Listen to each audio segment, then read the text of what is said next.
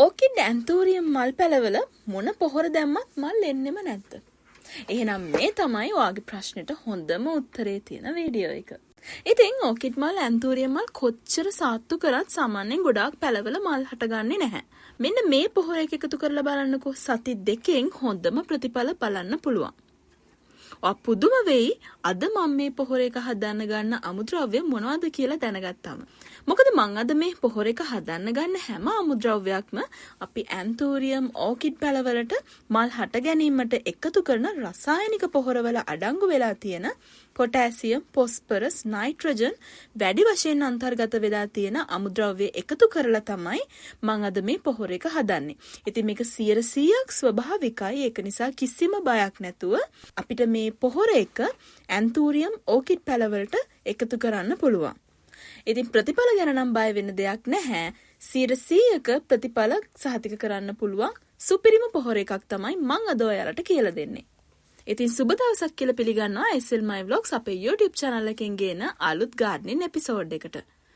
Video එකට යන්න කලින් මේ වගේ රෝස, ඕකිඩ්, ඇන්තෝරියම් වගේ හැම මල් වගාවක් ගැනම අලුත්ම අලුත් අප්ඩේට්ස් දැනගන්න, ඒ වගේම අලුත් ක්‍රමවේදයන් ගැන ඉගෙන ගන්න අපේ channel එක subscribe කරලා ළඟ තියෙන bell icon එක click කරලා තියාගන්න කියලා ආදරෙන් මතක් කරන ගමන් අපි අද යමු අපේ අලුත් gardening episode එකට. අපි මුලින්ම බලමු මේ ඇන්තෝරියම් ඕකිඩ් දියර පොහොර එක හදාගන්න අවශ්‍ය කරන අමුද්‍රව්‍ය මොනවද කියලා. ඉතින් මම මේ වීඩියෝ එකේදීම ඔයාලට කියලා දෙනවා මේ අමුද්‍රව්‍ය වලින් කොහොමද ඇත්තටම ඕකිඩ් ඇන්තෝරියම් මල් සති 2ක් වගේ කාලයක් ඇතුළත කොහොමද මල් හට ගැනීම ඉක්මන් කරන්න කියලා. ඉතින් මුලින්ම මම ඔයාලට කියන්නම් මූලිකවම අවශ්‍ය වෙන අමුද්‍රව්‍ය මොනවද කියලා. ඉතින් මේ මූලික අමුද්‍රව්‍ය වලට අමතරව මම අද විශේෂයෙන්ම භාවිතා කරනවා වතුර වෙනුවට දියරයක්. ඉතින් ඒ දියරය මේ පොහොර එකට එකතු කිරීමෙන් තමයි මේකේ ප්‍රතිඵල ඩබල් වෙලා දෙන්නේ. මම මූලික අමුද්‍රව්‍ය විදිහට අරගත්තේ ලුණු පොතු. ඊට පස්සේ මම අරගත්තේ කෙසෙල් මුව. ඉතින් මේ කෙසෙල් මුව වල වහල වගේ තියෙන කොටස තමයි මම මෙතනදී අරගත්තේ. ඒ වගේම මෙන්න මේ කෙසෙල් මුව රේනුත් මම මේකට අරගත්තා. ඇත්තටම මම මේවට කියන නම් දන්නේ නැහැ. ඒක නිසා ඔයාලට පේනවා ඇති වීඩියෝ එකේ මම අරගෙන තියෙන අමුද්‍රව්‍ය. ඉතින් මේ දේවල් බලාගෙන ඔයාටත් පුළුවන් මේ අමුද්‍රව්‍ය ඔයා පොහොර එක හදද්දී එකතු කරගන්න. ඒත් එක්කම මේ තියෙන්නේ අලපුතු. ඉතින් අර්ථාපල් අලපුතු තමයි මේකට ගොඩක්ම සුදුසු. හැබැයි මම අද අරගෙන තියෙන්නේ රතු අලපුතු. මම තාම ඔයාලට කිව්වේ නැහැ මේ පොහොර එකට අවශ්‍ය ප්‍රධාන අමුද්‍රව්‍ය ගැන. ඒ වගේම මේ දියර පොහොර එක හදන්න මම අද වතුර පාවිච්චි කරන්නේ නැහැ. ඊට වඩා ගොඩාක්ම හොඳ ප්‍රතිඵල තියෙන දෙයක් තමයි වතුර වෙනුවට මම එකතු කරන්නේ. ඉතින් අපි මුලින්ම ඒ අමුද්‍රව්‍ය ගැන කතා කරන්න කලින් අපි සකස් කරගත්ත රතු අලපොතු, ලුණු පොතු, කෙසෙල් මුව මෙන්න මේ පොහොර එක හදාගන්න අවශ්‍ය වෙන විදිහට සකස් කරගන්න ඕනේ. ඉතින් ඒකට මුලින්ම කෙසෙල් මුව කැබලි ටික මෙන්න මේ විදිහට චූටි කෑලි වලට කපා ගන්න ඕනේ. ඉතින් මේ කෙසෙල් මුව වල අධික වශයෙන්ම පොටෑසියම් අන්තර්ගත වෙලා තියෙන නිසා තමයි අපිට ඉක්මනින්ම ඇන්තෝරියම් ඕකිඩ් මල් ගන්න පුළුවන් වෙන්නේ. ඒ විතරද? අපෝ නෑ.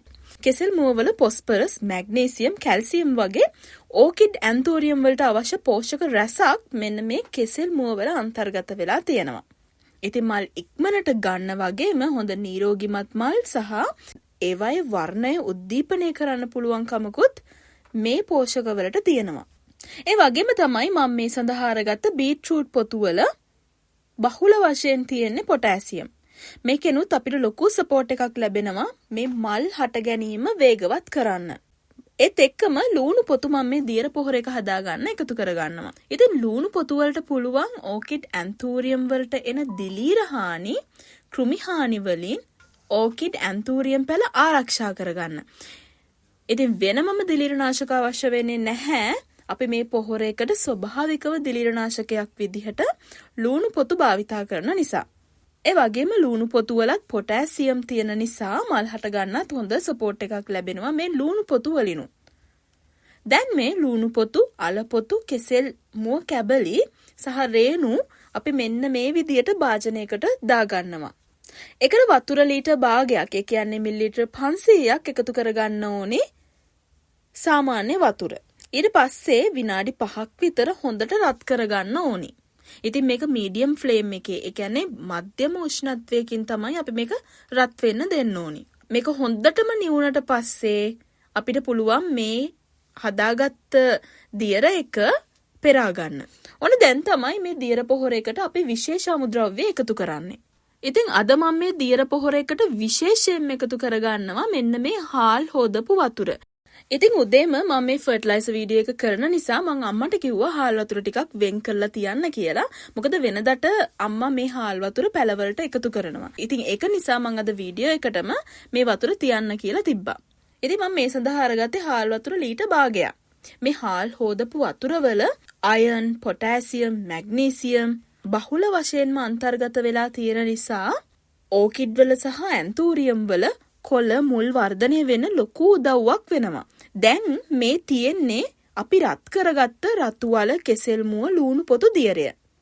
මේක හොඳින් නිවුනට පස්සේ මේ දියර එක හාල් සෝදපු වතුර එක්ක හොඳින් මිශ්‍ර කරගන්න ඕනි. ඔන්න දැන් අපේ දියර පොහොර එක හදලා ඉවරයි. දැන් මේ පොහොර එක ඔයාට පුළුවන් ස්ප්‍රේ බොටල් එකකට දාලා පැලවල මුලට ස්ප්‍රේ කරගන්න.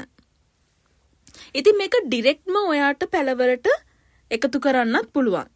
එහෙම කරනවා නම් වතුර කොටස් දෙකකට මේ පොහොර කොටස් එකක් දාලා තමයි අපිට මාධ්‍යයට එකතු කරන්න පුළුවන් වෙන්නේ. ඉතින් මෙතනදී ඔයාට පුළුවන් යෝගට් කප් එකකින් එකක් එක පැලයකට එකතු කරන්න. ඉතින් මේ පොහොර එක එකතු කිරීමෙන් ඔයාට ලැබෙන ලොකුම ප්‍රතිලාභය තමයි ඕකිඩ් වලටත් ඇන්තූරියම් වලටත් ඉක්මනින්ම මල් හට ගැනීම වේගවත් කරන එක. ඉතින් ඔන්න අද වීඩියෝ එක ගැන ඔයාට මොකද හිතෙන්නේ?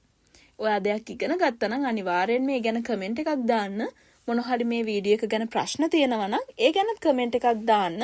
ඉතින් වීඩියෝ එක හොඳයි කියලා හිතනවා නම් අනිවාර්යයෙන්ම ලයික් එකක් දාලා මල් වගාව ගැන ඉගෙන ගන්න අපේ SL My Vlogs YouTube channel එක subscribe කරලා ළඟ තියෙන bell icon එක click කරලා තියාගන්න කියලා ආදරෙන් මතක් කරන ගමන් අපි ඊළඟ වීඩියෝ එකෙන් ඉක්මනින්ම හම්බ වෙමු.